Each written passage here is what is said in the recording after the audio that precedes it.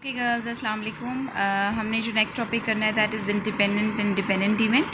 और इसमें हम फ़र्क देखेंगे कि इंडिपेंडेंट और डिपेंडेंट इवेंट्स में क्या फ़र्क होता है। ठीक है, तो क्या कह रहा है, डेफिनेशन क्या है, the events a and B are said to be independent if the occurrence और non occurrence of event a does not affect the probability of the occurrence of b. यानी दो इवेंट्स हैं आपके पास, आपने इवेंट्स पहले पढ़े हैं सारे, आपने प्रोबेबिलिटीज़ निकाली हैं डिफरेंट इवेंट्स की। तो क्या कह रहे हैं यहाँ पे, दो इवेंट्स हैं, एक इवेंट ए है और एक इवेंट बी है, are said to be independent. वो आपस में इंडिपेंडेंट कब होंगे, इफ़ द अक्रेंस और non occurrence of event A. क्या मतलब है कि इवेंट ए का अकर करना या ना होना, अकर होना, ठीक है, does not affect the probability of the occurrence of b.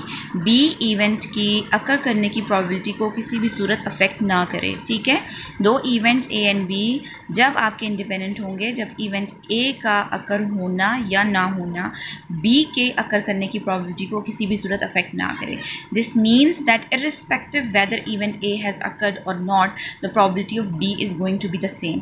यानी एक इवेंट अकर हो रहा है या नहीं हो रहा, जो बी के अकर करने की प्रोबेबिलिटी है वो सेम है, यानी ए का कोई भी अफेक्ट नहीं है बी की प्रोबेबिलिटी के ऊपर। If the event A and B are not independent then they are said to be dependent. अगर ए और बी इंडिपेंडेंट नहीं है तो वो फिर क्या होंगे, वो डिपेंडेंट कहलाएंगे। In many simple probability problems it is possible to determine a priori whether the events are independent or not। ठीक है, तो क्या कह रहा है कि बहुत से प्रोबेबिलिटी प्रॉब्लम्स होते हैं जिनमें हम पहले ये बता सकते हैं कि इवेंट्स आपके इंडिपेंडेंट हैं या नहीं हैं। For example, if you toss two coins, the occurrence और non occurrence of head on one coin does not in any way affect the occurrence of head on the other coin. क्या कह रहा है कि अगर हम लेट सपोज टू कॉइन्स हैं, उनको टॉस करते हैं, ठीक है, तो पहली वाली कॉइन के ऊपर हेड का आना या ना आना does not in any way affect the occurrence of head on the other coin. दूसरी कॉइन के ऊपर हेड के अक्रेंस को अफेक्ट नहीं करता। ठीक है ना, आप खुद भी सोचें कि अगर आपके हाथ में दो कॉइन्स हैं, आप पहले एक कॉइन को फेंकते हैं और फिर आप दूसरी कॉइन को फेंकते हैं, तो हम ये नहीं कहते कि पहली वाली कॉइन पे अगर हेड आ गया तो दूसरी वाली पे हेड नहीं आएगा, या अगर पहली वाली पे हेड नहीं आया तो दूसरी वाली पे भी नहीं आएगा।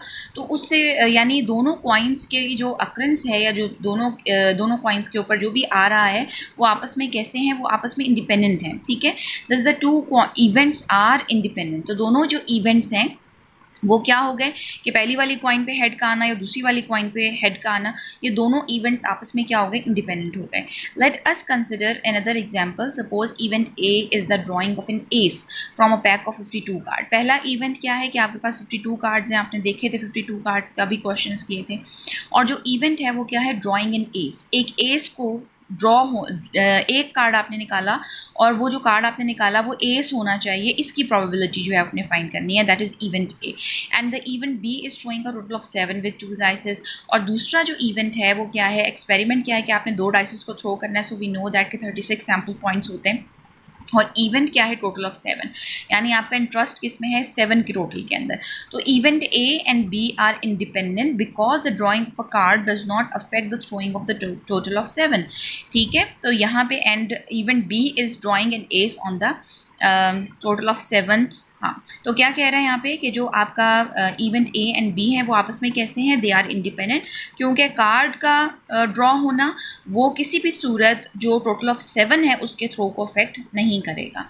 ठीक है, यानी पहले आपने एक इवेंट ड्रॉ किया, आपके पास कार्ड थे, आपने एक कार्ड ड्रॉ कर लिया, फिर आपने दूसरा इवेंट था जो वो था कि आपका टोटल ऑफ 7, तो आपने 2 डाइसेस को थ्रो कर दिया। तो जो इवेंट ए है जिसमें एस के आने की प्रोबेबिलिटी और जो इवेंट बी है जिसमें आपने कार्ड जो डाइसेस को थ्रो किया है, तो उसमें कोई भी किसी किस्म की जो है वो डिपेंडेंस आपको नज़र नहीं आ रही, किसी भी सूरत ए इवेंट का अकर करना बी की प्रोबेबिलिटी को अफेक्ट नहीं कर रहा।